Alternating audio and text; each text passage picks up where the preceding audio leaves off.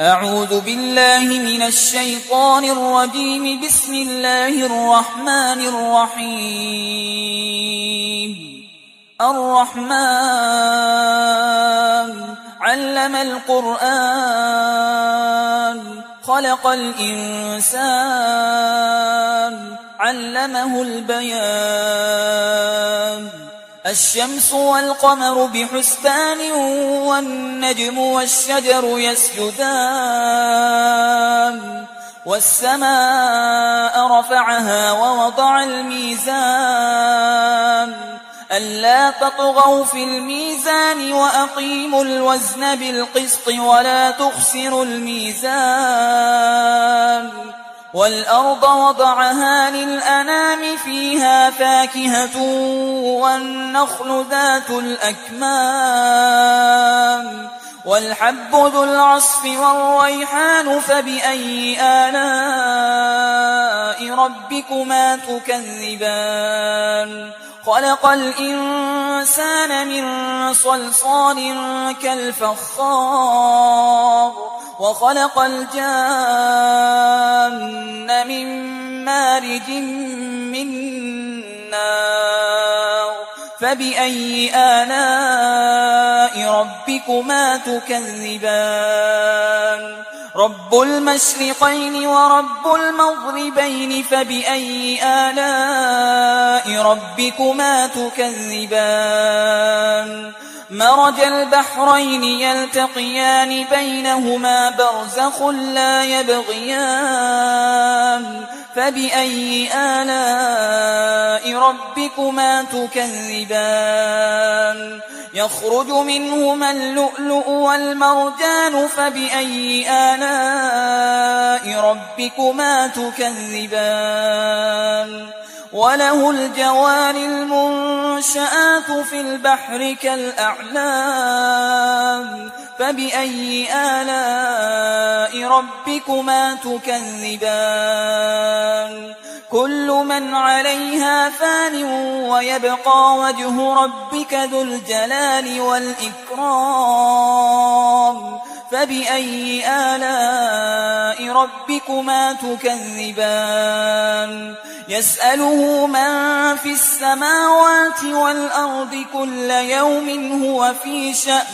فبأي آلاء ربكما تكذبان؟ سنفرغ لكم أيها الثقلان. فبأي آلاء ربكما تكذبان؟ يا معشر الجن والإنس إن استطعتم أن تنفذوا من أقطار السماوات والأرض فانفذوا لا تنفذون إلا بسلطان. فبأي آلاء ربكما تكذبان؟ يرسل عليكما شواظ من نار ونحاس فلا تنتصران.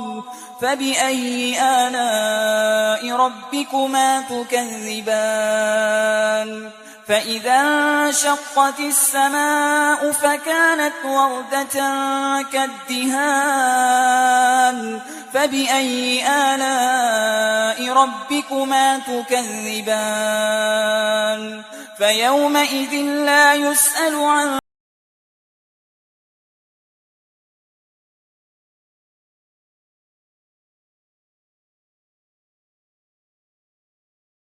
ربكما تكذبان؟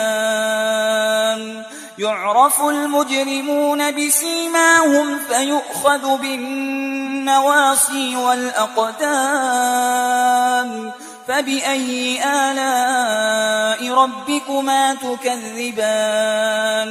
هذه جهنم التي يكذب بها المجرمون يطوفون بينها وبين حميم آن. فبأي آلاء ربكما تكذبان؟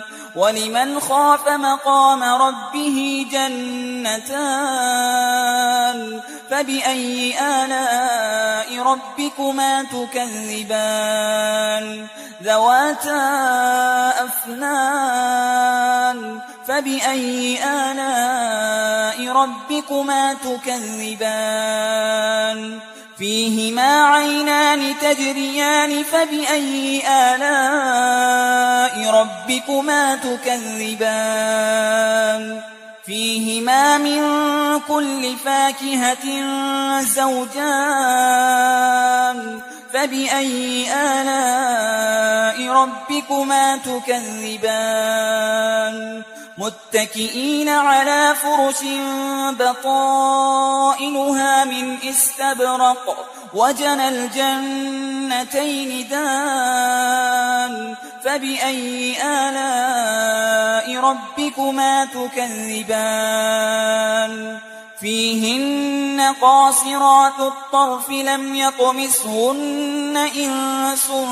قبلهم ولا جان فبأي آلاء ربكما تكذبان كأنهن الياقوت والمرجان فبأي آلاء ربكما تكذبان هل جزاء الإحسان إلا الإحسان فبأي آلاء ربكما تكذبان ومن دونهما جنتان فبأي آلاء ربكما تكذبان مدهامتان فبأي آلاء ربكما تكذبان فيهما عينان نضاختان فبأي آلاء ربكما تكذبان